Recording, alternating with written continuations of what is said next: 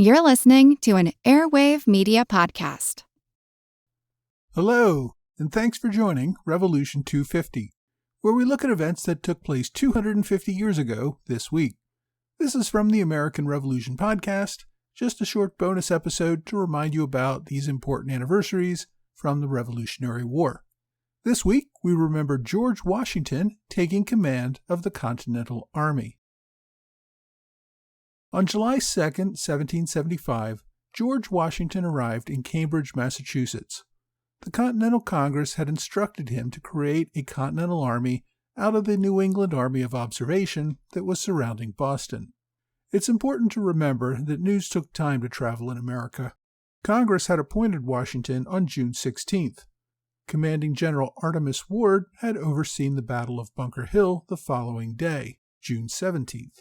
It wasn't until a week later that Ward received word that Washington would be taking command of this new army. Ward didn't leave a record about his thoughts on being superseded in command, but he promptly appreciated that it was part of a larger strategy to bring the colonies from outside of New England, particularly Virginia, into the war.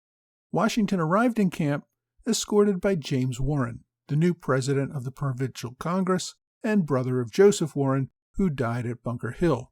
He was also escorted by Dr. Benjamin Church, head of the Massachusetts Committee of Safety. Washington first stopped to meet General Ward, now the Continental Army's second in command and the most senior major general in the new army. He turned over command promptly and without comment. If there was a chance the two might develop a good working relationship, Washington put an end to that over the next few weeks. He publicly criticized the lax command structure and leadership that he inherited, which Ward took personally. With Washington were fellow Virginians, the new Major General Charles Lee, third in command of the new army, and newly appointed Brigadier General Horatio Gates. Both of these men had been in contention for the top job, and both had been officers in the regular army before they settled in Virginia. Continental General Israel Putnam, who played a prominent role at Bunker Hill and most other events at the Siege of Boston, also received an appointment as a Major General in the new Continental Army. The only other Major General who was not present was Philip Schuyler, who was in Albany trying to resolve the military situation with Ethan Allen and Benedict Arnold out around Fort Ticonderoga. Two more Massachusetts generals in the Provincial Army were among the first 8 brigadier generals appointed by Congress. Generals John Thomas and William Heath received their commissions. Generals Joseph Spencer from Connecticut and Nathaniel Greene of Rhode Island also served in the Provincial Army and received commissions as brigadiers. Also with Washington were his new aide, Major Thomas Mifflin, and his secretary, Lieutenant Colonel Joseph Reed, both from Pennsylvania. When Washington arrived in Cambridge, the Southern officer experienced a bit of a culture shock with the new army that was made up of New Englanders. While he did not comment publicly about his first thoughts on the new army, he did write a letter to a distant cousin at Mount Vernon. He said, "The people of this government have obtained a character which they by no means deserved. Their officers, generally speaking, are the most indifferent kind of people I ever saw. They are by no means such troops in any respect as you are led to believe of them from the accounts which are published, but I need not make myself enemies among them by this declaration, although it is consistent with the truth. I dare say the men would fight very well if properly officered, although they are an exceedingly dirty and nasty people." Washington was shocked at the level of disorganization, that soldiers and officers did not respect the chain of command, and that blacks and whites were fighting alongside one another. He immediately began to try to change all of these things. Of course, one of the things that helped make Washington great was his ability to accept advice and change his views when convinced of a better idea. Washington initially ordered the dismissal of all black troops, but convinced by his New England officers that dismissing the black troops was a bad idea, he soon reversed himself and permitted the racially integrated units to continue. He soon grew to admire and appreciate the capabilities of these men. Washington's concerns about organization, deportment, and the chain of command, though, did require some change.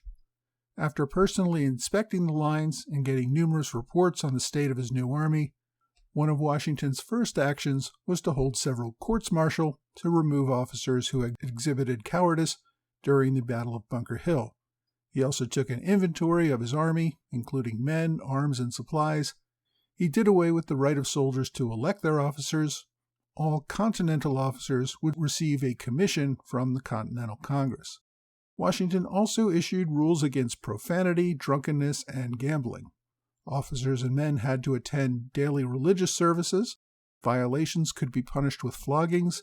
He ordered officers to improve the neatness and appearance of their men and the camps, keep their men from wandering away from camp without orders, and crack down on the destruction of private property. Another big issue for Washington was uniforms. He tried to get Congress to buy more shirts for his army. He really wanted whole uniforms, but realized that was impossible for now. Many men had been wearing the same unwashed shirts for months, reducing them to rags. Washing them was impossible as there were no women around to do the work. Apparently it was inconceivable that a soldier might wash his own clothes. New shirts would go a long way toward improving morale. Congress, however, could not come up with the money even for that.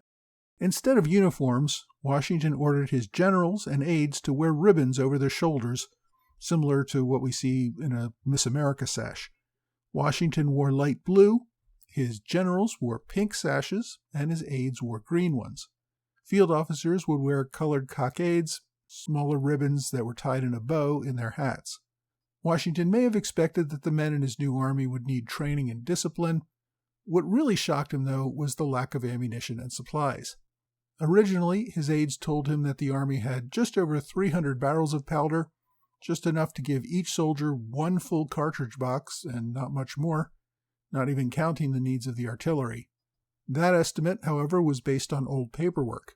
It had not counted all the powder that had been used over the past month, including the Battle of Bunker Hill. When his aides actually did a physical check on inventory, they found only 90 barrels for the entire army. When Washington heard that news, he was apparently struck speechless for some time. He realized that he did not have enough money to fight even one battle with the British. If the British attacked, his army really could not fight back. He didn't write any letters to Congress about this desperate shortage. He feared that if the enemy learned of this fact, they would march out of Boston and crush his army, as they could not even return fire for very long. In fact, the British commander, Thomas Gage, did hear about the powder shortage. He still had a spy network, which included Benjamin Church, head of the Committee of Safety. Gage, however, did not believe it, thinking it was an attempt to draw him out of Boston into battle. Washington made getting powder a priority, but it would take months to get any significant increase in stock. He had to issue orders banning any firing practice or other unauthorized discharges in order to conserve what little powder they had. Also, to counter the lack of bayonets for most of his men, the Army ordered the production and deployment of spears to defend against an attack. Even these were slow in coming. Over the course of the summer, Washington would continue to work on the Army to build it into the Army he thought would be capable of fighting this war. Meanwhile, the siege of Boston continued. I hope you've enjoyed this Revolution 250 moment. For more of the story, please check out episode 67 of the American Revolution podcast.